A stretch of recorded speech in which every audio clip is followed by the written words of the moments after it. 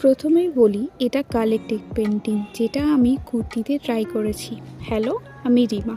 আঁকার ওপর ছোট থেকেই ঝোঁক ছিল, যতটা পেরেছি শিখেছি, তাই আজকে এটা ট্রাই করলাম। এর আগে মায়ের একটা শাড়িতে এঁকেছি, ওটা বেশ কমপ্লিমেন্ট পেয়েছে সবার কাছ থেকে, অনেক জায়গায়।